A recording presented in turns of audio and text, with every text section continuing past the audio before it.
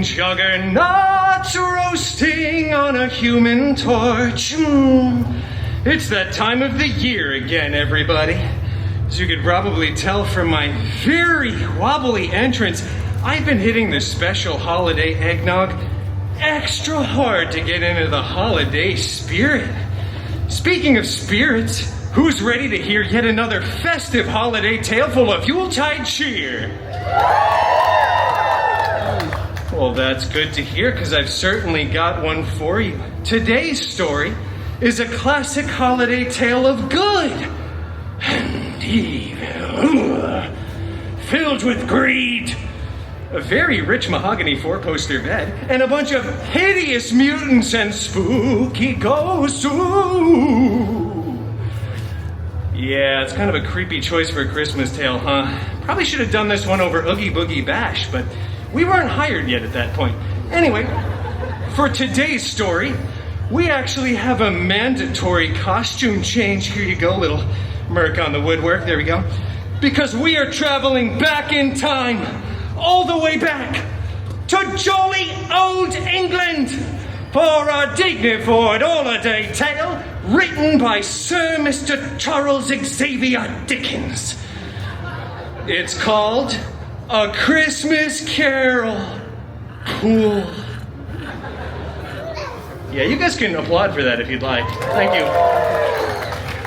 Oh, this is so exciting. It's rare that I get to sink my teeth into something as holly and jolly as a festive seasonal tale. It's really rare that I get to read content filled with such positive, uplifting messaging, goodwill, hope, and whatnot. Anyway, page 1, line 1. Marley was dead. Wow, that is a very dark start to the story. I don't really know if the Disneyland Resort registered trademark really signed up for all of that negativity. Let me just skip ahead to the less morbid parts, huh? Okay. Super dead, dead as a doornail, dead beyond a Thanos snap. Oh, here we go. Here's a very nice, uplifting and positive sentence. The meanest old curmudgeon in all of London town was a vile, hairy, prickly, smelly, miserly old brute by the name Loganezer Scrooge. Oh, Scroogey really did not like the holidays, let me tell you. Always went around saying, bah humbug, bub. I don't know what that's supposed to mean either, little child in the front row.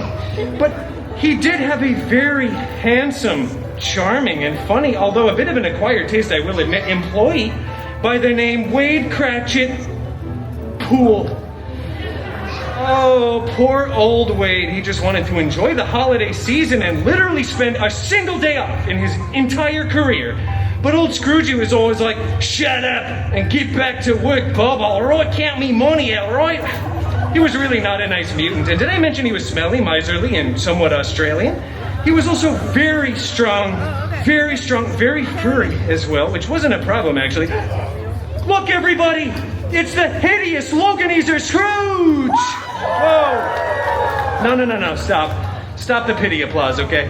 He is the villain of this story. You can boo him as ruthlessly as you desire. Boo! Boo! Okay, I get it. You're doing another one of your dumb stories. It's Christmas Carol this time, huh? No, not even close. This is A Christmas Carol Pool. That makes no sense. Yeah, none of this really does, actually. The writing on this entire shtick has probably run its course like a year and a half ago, to be frank. We were supposed to be like a limited time only for the summer type of deal like 2 summers ago, but now we just won't go away. Just like those weird themed popcorn buckets with the enormous gaping mouths. I have 17 of those on my nightstand still. But the good news is, Wolvie, is that you are the shining, shimmering star atop of this story's Christmas tree. You got way more lines in this one, buddy. Here, have a seat. I don't think so. Aw, come on. Don't we want Wolvie to join us for a special holiday treat? Ah! Fine. Wow, you're already halfway into character, aren't you little grump? Wow, this is so spicy. Here, you can even wear my Dickens hat. Absolutely not. Are you sure? Ah! That's all right. I don't know if it would have fit over his pointy little elf ears anyway. Can we get to the story, please? Oh, that's the spirit, Scroogey. Let me give you the Spark Notes version real quick. Okay, so Logan Easter Scrooge, that's you. That's the character that you're playing. I know the story. He's We all know the story. All right, Scrooge is visited by a ghost who tells him he needs to learn how to deal with his past. Then the next ghost shows Whoa, up. easy. Slow down there, big fella. Okay, let's draw this out a little bit. We've got a minimum time requirement to fill for these scheduled shows. Sure, the first ghost shows Scroogey his sad past, his sad origins, if you will. And I will. And then the ghost of Christmas Present shows up, and wow, it's just this giant, child-minded figure, way larger than a normal man should be, with a body made completely out of metal and a very obnoxious Russian accent. What was that, Wolvie? You want to hear an example? Sure. It sounded a little something like this. Logan Easter Scrooge, gaze upon the Cratchit-Pool family and see your shame. Just look at all that shame out there, Wolverine. He shows them a beautiful family of a small but beautiful Cratchit-Pool family living in a small but humble studio apartment off of Pico and Crenshaw. Blind Al was there, Dog Pool, and of course, tiny little Peter Pool, who is clearly sickeningly ill beyond repair and leaning on a too small crutch. They could barely get by on the meager salary that Wade's boss had given him. Bah humbug.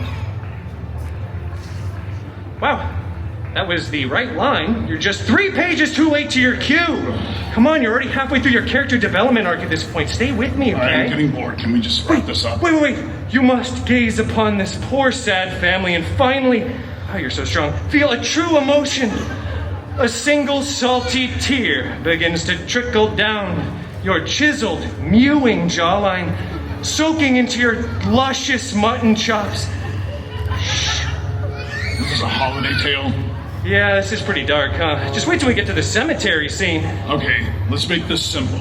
So, Scrooge is... Logan Easter Scrooge. You're doing great, buddy. Scrooge is visited by 3 ghosts, and they teach him he needs to keep the season in his heart all year round. Yeah, and then Tiny Tim... Tiny little Peter Pool. Ow. Tiny Peter Pool does not die. Scrooge is true to his word, and he gets him healed up, and they become pals. Logan Easter is a better man, and he learns his lesson. You know, basically this story teaches us that we all just need to find kindness in our hearts for our fellow man, and use the season to remind us of those less fortunate than us. And just overall, be less of a jerk.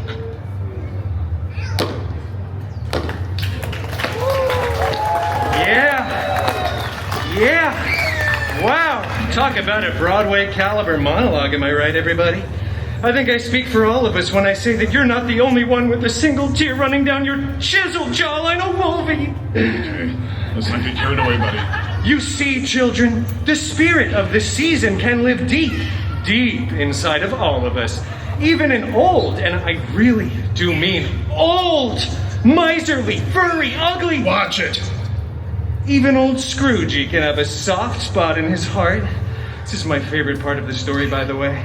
Then, tiny little Peter Pool, with his newly refurbished legs, begins to waddle over to old Scroogey McDuck. Stop running away from me. He grips him onto his, wow, very muscular inner thigh muscles and exclaims for all to hear, "Oh God of thunder, bless us, everyone."